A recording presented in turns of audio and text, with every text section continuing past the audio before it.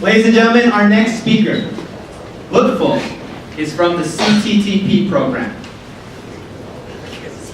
He will discuss, he's been with us in Canada for 17 months, and now he will present to you about his experiences about coming into the country. The toughest challenge in Canada. Lutful, the toughest challenge in Canada.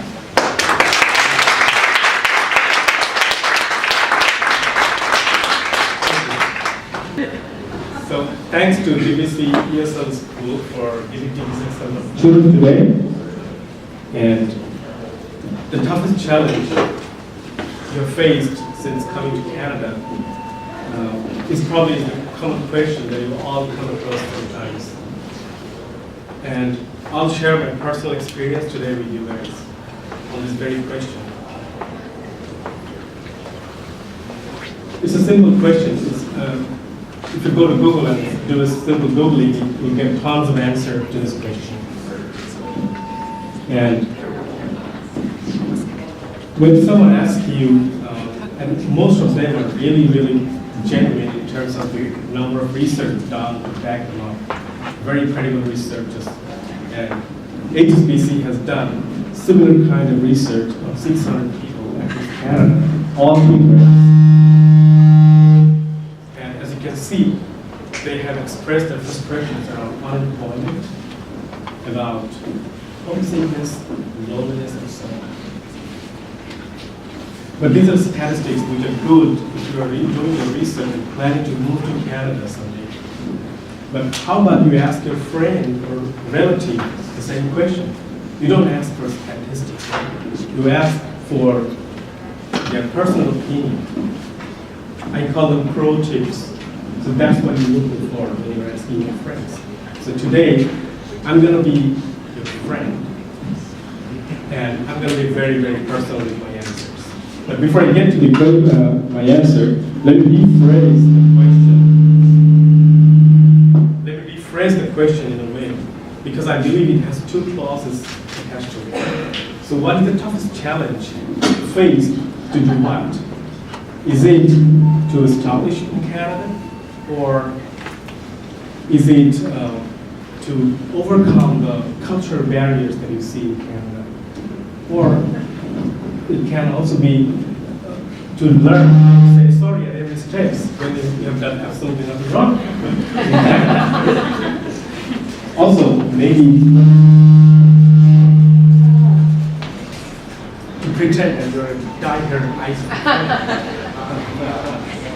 Whatever way you feel, when you look at it, the underlying question remains, which is, what is the toughest challenge in Canada to survive and live your life discipline? If you all agree on that, let me give you my answer. I try to wrap up everything in a single short answer. Be recognized. Yes, my friend, you have to be recognized in the relevant segment of the Canadian society. Be it as a friend, a neighbor, a tenant, or be it as a job candidate. You have to be recognized. And this recognition takes you places and talks on your behalf. It builds up on the Canadian people's acquaintance with you. And it's like the Siri in your iPhones, right? It talks on your behalf, and when Siri talks, we all listen. Yeah. So I would like to say that you can also talk about your own credibility. Why? When other people talk about your credibility, because you can talk about your credibility all the time, loud and clear, but there's a risk associated to that. People may not pay attention. They may not care, because there's absolutely no standardized way to evaluate someone's fitness, someone's competence in a country different than where you were born, raised, and trained. So the only way to get acceptance is to let people recognize you, know you. And by knowing, I mean to say that not know your name, your deeds, but know that you are suitable. you are suitable for that job, or you're suitable to be a friend. Yes, I'm talking about networking. You'll hardly learn these words. I'm talking about soft skills, because those are the things that's going to teach you how to be humble and bold at the same time.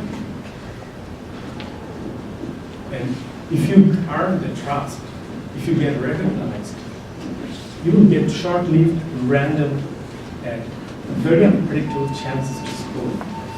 And you have to score. Because if you do not give those chances, if you do not let those chances come to you, chances you may not score at all. And with a very positive, excellent recognition, you will always get to know where you're going to land exactly, every single time. Thanks for being with me.